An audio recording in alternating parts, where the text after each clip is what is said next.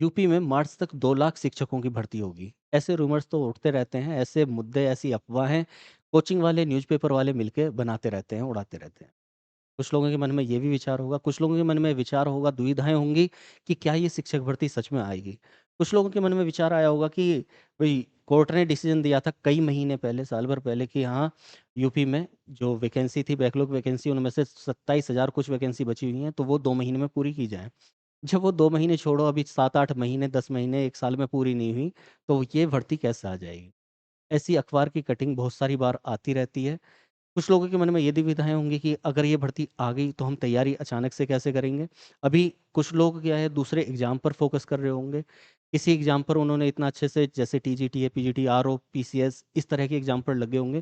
6 साल का वेट करने के बाद कौन टिकेगा कि हाँ, 6 साल के लिए हम एक भर्ती के लिए रुके रहें।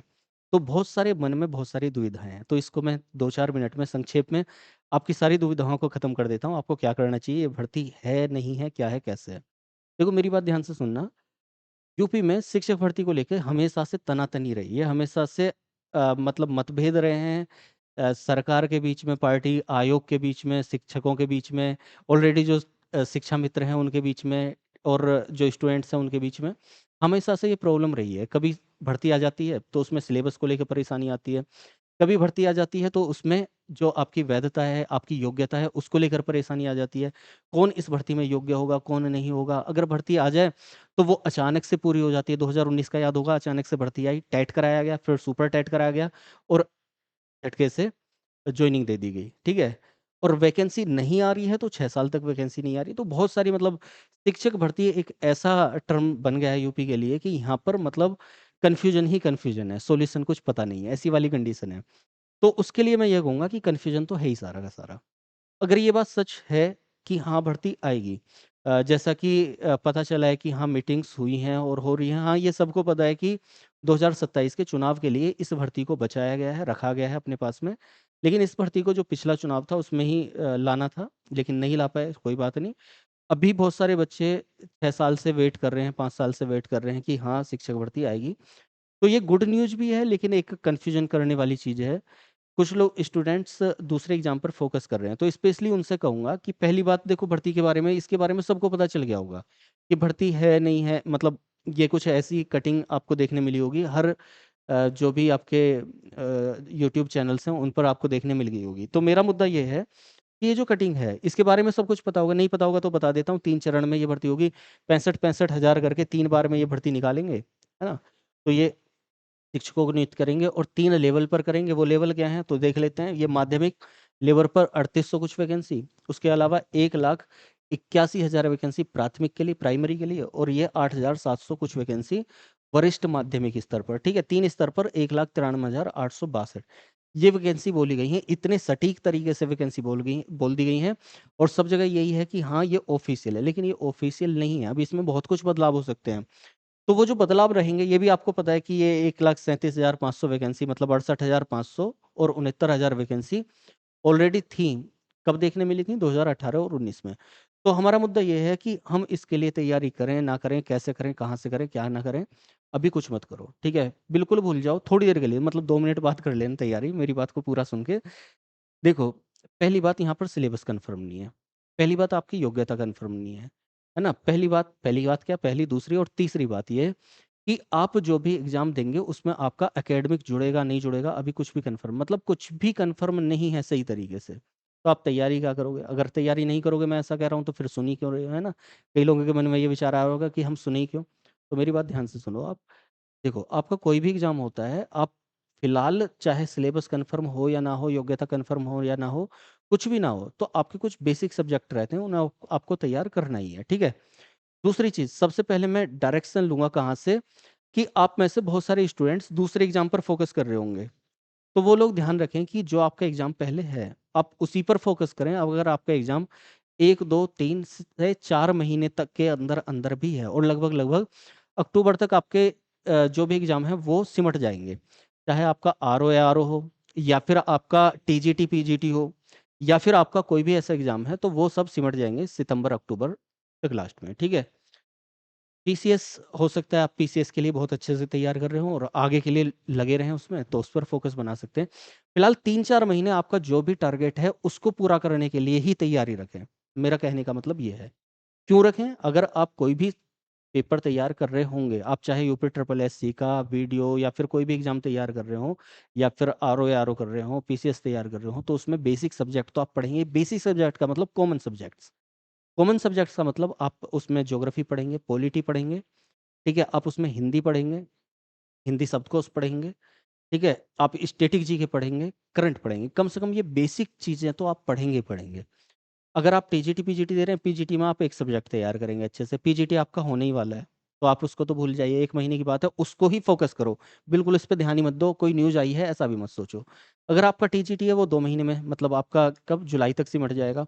आपके 2 सब्जेक्ट बहुत अच्छे से तैयार हो जाएँगे। इसके अलावा आप कोई भी एग्ज़ाम दोगे, तो उसमें बेसिक सब्जेक्ट आप पढ़ोगे ही पढ़ोगे। तो यहाँ पर सोचने वाली बात ये है कि ये जो शिक्षक भर्ती रहेगी, पहली बात इसका जो सिलेबस रहेगा, वो पुराने सिलेबस से थोड़ा-सा अलग हो सकता है, ठीक है? दूसरी चीज़ मतलब कॉमन सब्जेक्ट्स को डाला जा सकता है। दूसरी चीज़ आपका जो एकेडमिक था वो खत्म करके आपका टेट टेट का कुछ परसेंटेज लेकर और ये आपका जो मेंस एग्ज़ाम होगा उसी के बेस्ड पर भर्ती रहेगी, ठीक है? तो आप एकेडमिक पे भी नहीं जा सकते। इस लेवल पर सारे सब्जेक्ट तैयार करने हैं, ये बात ध्यान रखो। एग्ज़ाम का लेवल मैं बता दूँ अभी आपका जो पैटर्न चल रहा है, जब आपने पैट पहली बार आया था पीईटी, है ना? पीईटी यूपी ट्रिपल एससी का। वो एग्ज़ाम देखा होगा कि बिल्कुल हलवा एग्ज़ाम था, बच्चे आके ये कह रहे थे ये क्या एग्ज़ाम दे दिया बच्चों वाला, है ना? फिर जब दूसरा तीसरा पैट होता है, तो अब देखने को ये मिलता है कि आपका 40% ही मतलब 40 क्वेश्चन करने ही भारी पड़ जाते हैं 100 में से, तो इतना टफ लेवल हो गया है। अब इसका मतलब ये है कि एग्ज़ाम का लेवल अगर आपने देखा होगा पहली शिक्षक भर्ती जो पहली बार आई थी इसके टर्म्स में ले रहा हूँ मैं, तो उसमें क्या था एग्ज़ाम लेवल बिल्कुल आसान जिसमें लिखित परीक्षा थी, मतलब आपको एक शब्द में आंसर लिखना था, जिसको किसने दिया था? शिक्षा मित्रों ने भी दिया था, ठीक? तो उसमें बिल्कुल आसान लेवल था। फिर जब आपको दूसरी, तीसरी शिक्षक भर्ती देखने को मिली 68,500 69,000 तो उसमें थोड़ा-सा लेवल बढ़ा, लेकिन बिल्कुल आसान था। लेकिन उसके बाद अब पैटर्न जो 6 साल हो गए, उनमें इतना बदलाव हो गया है एग्ज़ाम्स में किसी भी एग्ज़ाम को उठा लो। आपका जूनियर मैं हर एग्ज़ाम को लेके बता रहा हूँ। पैट मैंने बताया, जूनियर स्टूडेंट को हालाँकि आयोग के ऊपर डिपेंड करता है, जब ऑफ़िशियली इसका नोटिफ़िकेशन आएगा, वहाँ पर मैं सारी चीज़ें बताऊँगा। मैं एक केवल एग्ज़ाम्पल बता रहा हूँ, यूपी ट्रिपल एससी का एग्ज़ाम्पल बता रहा हूँ आपको, एक आयोग का। उसने क्या किया, जब पैट पहली बार हुआ बिल्कुल आसान, बाद में बहुत ज़्यादा टफ। उसके अलावा जूनियर स्टैंड जो पहले होता था यूपी ट्रिपल एससी का, वो जूनियर स्टैंड कनिष्ठ सहायक का पेपर बिल्कुल आसान होता था, हलवे वाला, ठीक? 80 क्वेश्चन आ रहे हैं, उनमें से आप आराम से 65-70 पहुँच रहे हो। लेकिन अभी का जूनियर स्टैंड जो हो रहा है, उसमें सिलेबस ही चेंज कर दिया। वीडियो का एग्ज़ाम ले लो, वीडियो का सबको पता होगा, नहीं पता हो तो नेट पर आप यूट्यूब पर चेक कर लेना। पहले कैसा होता था, बिल्कुल आसान लेवल का मतलब कॉमन सब्जेक्ट रहते थे, बेसिक सब्जेक्ट रहते थे, आसान लेवल का पेपर होता था। इस बार सब्जेक्ट ही बदल दिए, तो इसका क्या करें? तो यहाँ पर क्या किस तरीके से पैटर्न देने वाला है, किस तरीके से सारा कुछ देने वाला है, आपकी योग्यता देने वाले हैं, वो सारी चीज़ों पर डिपेंड करेगा जब ऑफ़िशियली नोटिफ़िकेशन आ जाएगा। तो कम से कम ये सारी चीज़ों को छोड़ के, इन अफ़वाहों को छोड़ के, अफ़वाह नहीं कहूँगा मैं मतलब हाँ, ठीक है मीटिंग्स हो रही हैं और ये भर्ती भी आएगी। लेकिन फ़िलहाल किस तरीके से आप मतलब अभी से आप किसी के बेस पर आप पहले टारगेट को छोड़कर इस पर लग रहे हो, तो वो थोड़ा-सा गलत हो जाएगा। तो आप केवल फ़ोकस करो अभी के टारगेट के लिए और उसके बाद जैसे ही ऑफ़िशियल नोटिफ़िकेशन आया, मैं एक-एक चीज़ को बताऊँगा। मैंने ये भी बताया था आपको नहीं पता हो तो अगर वीडियो पूरी देख रहे होगे, तो 8 मिनट की हो गई है, चलो मैं जल्दी ख़त्म कर देता हूँ 1 मिनट में। मैंने ये भी बताया था कि जब 27,000 वैकेंसी के लिए कोर्ट का आदेश आया था और 2 महीने में भर्ती पूरी होनी थी, सरकार ने बोल दिया था हम 2 महीने में भर्ती पूरी कर लेंगे, देख लेंगे। मैंने वहाँ पर वीडियो डाली थी, आप वीडियो जाकर चेक कर लेना। मैंने वीडियो डाली थी तभी की। कि ये भर्ती किसी भी कीमत पर नहीं होने वाली है, कोई भी ना डरे। क्योंकि स्टूडेंट ऐसे सहम गए थे कि 2 महीने में हम कैसे तैयारी करेंगे। मैंने बिल्कुल क्लियर कट बोला था वैकेंसी नहीं मतलब पूरी नहीं होगी, ये 2 महीने में कोई भर्ती नहीं होगी। सबको मेरे पास फ़ोन आए जो पुराने स्टूडेंट्स थे ऑफ़लाइन वाले, वो कॉल कर रहे थे, मैसेज कर रहे थे कि सर ये भर्ती आ गई है, कैसे करें, क्या तैयारी करें? तैयारी करवाओ, ये है, वो है। मैं कहा होपलेस मत हो, बेकार की बातें हैं, भर्ती पूरी नहीं होगी। जब ऑफ़िशियली मुझे लगेगा ऑफ़िशियली नोटिस दे देंगे, वो नोटिफ़िकेशन तो देंगे, तब हम भर्ती पर चलेंगे, तब हम तैयारी पर लगेंगे उस एग्ज़ाम पैटर्न को सोचकर। उससे पहले आप जो आपके कॉमन सब्जेक्ट है, मैंने तब भी यही बोला था, जो आपके कॉमन सब्जेक्ट हैं, बेसिक सब्जेक्ट हैं, आपका ज्योग्राफी है, पॉलिटी है, हिस्ट्री है, ये 3 कॉमन सब्जेक्ट मैं मानता हूँ जीएस में, उसके अलावा स्टैटिक जीके है। आप इन चीज़ों को तैयार करते रहें। ये 4 चीज़ें कम से कम तैयार करते रहें बेसिक टर्म्स में। हिंदी, हाँ, 5वाँ चीज़ हिंदी। ये 4-5 चीज़ें आप तैयार करते रहें बेसिक टर्म्स में। तो अभी भी वही कहूँगा कि इसके लिए आप ये 5 चीज़ें तैयार करते रहें। आपका किसी भी तरीके से कोई भी पैटर्न में एग्ज़ाम होगा, तो ये 4-5 चीज़ें आपको आएँगी ही आएँगी, ठीक है? तो ये तैयारी करते रहें। बाकी अगर कोई पहली बार देख रहा है तो मैं बता देता हूँ, इतना ही निवेदन करूँगा कि आप कोई भी प्लेलिस्ट उठाकर देख लीजिए, कोई भी। मैं अपनी तरफ से नहीं बोल रहा हूँ या डेमो में मैं बिलीव नहीं करता।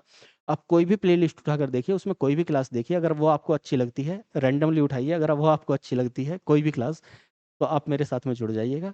इस भर्ती के लिए मैं पूरा डेडिकेटेड होकर मैं तैयारी करवाऊँगा, क्योंकि पिछले तीनों शिक्षक भर्ती को मैंने पढ़ाया है और उसमें बहुत सारे ऑफलाइन में स्टूडेंट्स लगे हुए हैं।